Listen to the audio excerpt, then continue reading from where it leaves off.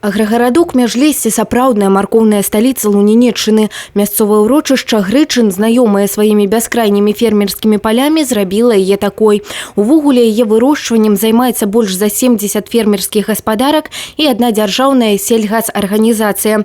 Гэта, дарэчы, самая вялікая колькасць у вобласці. В основном занимаются овощеводством, это морковь. Также занимаются и картофелем, возделыванием.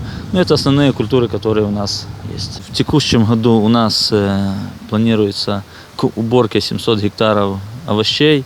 В основном площади заняты под морковью в сельхозорганизациях и 40 гектаров свеклы. Урожайность текущего года выше, чем в прошлом году. Сейчас урожайность у нас идет 850 центнеров овощей. В прошлом году было 580. Чвэрць стагоддзя займаецца вырошчваннем гародніны прыватная гаспадарка «Чэркас». Тут культывіруюць бульбу, сталовыя буракі, зерневыя, але перавагу аддаюць моркве. Сёлета пад яе адвялі 120 гектараў зямлі. Каб убраць такую плошчу, яшчэ некалькі гадоў таму у гаспадарцы выкарыстоўвалі ручную працу. Для гэтага ў сезон набіралі да паўсотні чалавек. Сёння ж на дапамогу прыйшла спецыяльная тэхніка.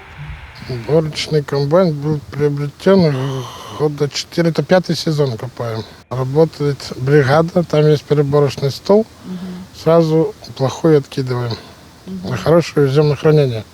Адбракаваная морква застаецца ў полі, а вось адборная выключана на экспарт. Захаваць сабраны ўраджай у найлепшым для пакупніка выглядзе дапамагае ўласнае сховішча. Яго пабудавалі 9 гадоў таму і разлічанае яно на 4,5 тысячы тонн гародніны.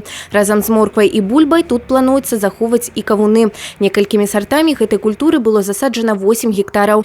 Нягледзячы на высокі ўраджай, амаль 35 тонн з 1 гектара да вясны яны не захаваюцца, бо пацярпелі ад неспадзяванага жнівеньскага мароза. У цэлым на сёння ў Лунінецкім раёне ўжо сабрана каля 25 тонн гародніны. Тацяна Будгусаім, Тацяна Гнатавец, Александр Дзячэнка, тэлерадыёкампанія «Брэст».